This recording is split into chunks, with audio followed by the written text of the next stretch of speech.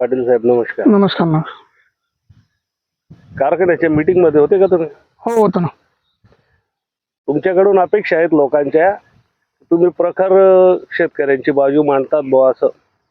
तर काय वाटतंय कारखान्याची जी मीटिंग झाली त्याच्यात?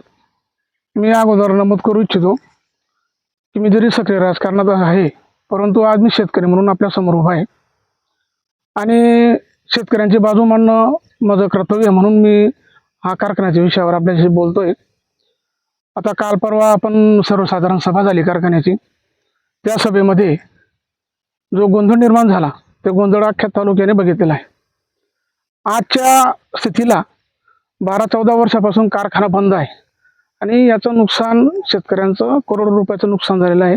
त्यांचं जीवनमान जो कारखाना चालू राहिला असता तर आज आपलं शेतकऱ्यांचं जीवनमान उंचावलेलं असतं आणि कारखाना सुरू होणं हे प्राथमिक जबाबदारी तालुक्यातील नेतृत्व आदरणीय अमरेशभाई साहेब यांनी घेतलेली आहे आणि कारखाना सुरू करण्यासाठी त्यांनी आतोनात प्रयत्न करून कारखान्याचे कर्ज वगैरे सगळं ते शासनाकडनं माफ करून कारखान्याचं कर्ज कमी केलेलं आहे आणि त्याच्या मागची भूमिका आहे बाईसाहेबांची एवढी जे की कारखाना सुरू झाला पाहिजे आणि शेतकऱ्यांना सुद्धा कारखाना सुरू होणं हे फार अत्यंत नितांत गरज आहे. कारण की आत्ताच्या स्थितीला इतर पिकांमध्ये शेतकरी हा नेटाकटीस आलेला आहे.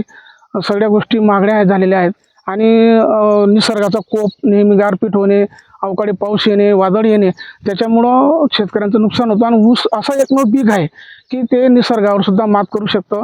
त्याच्यावर वादळी वारा आला, पाऊस आला, गार आली, त्याच्यावर काही बिघडत नाही आणि शेतकऱ्याला 2 पैसे मिळतात.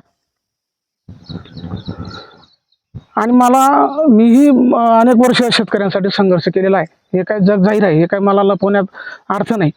आणि शेतकऱ्यांसाठी कारखाना हा एक आत्मा आहे, आर्थिक कणा आहे, तो सुरू झाला पाहिजे आणि आजच्या स्थितीला अमरेशभाई साहेबांशिवाय पर्याय नाही. आज असं मला एकही नेतृत्व दिसत नाही की ते कारखाना सुरू करू शकतील.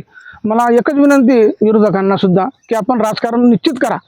राजकारण करण्यात काही वाद नाही, परंतु कारखान्याच्या विषयावर राजकारण करू नका एवढी हात जोडून आपल्याला विनंती करतो. कारखाना सुरू होऊ द्या आणि शेतकऱ्याचा ऊस हाच तर गाडप झाला पाहिजे, त्याचे पैसे, ऊसाचे पैसे मिळाले पाहिजे. आपला हक्काचा कारखाना आहे.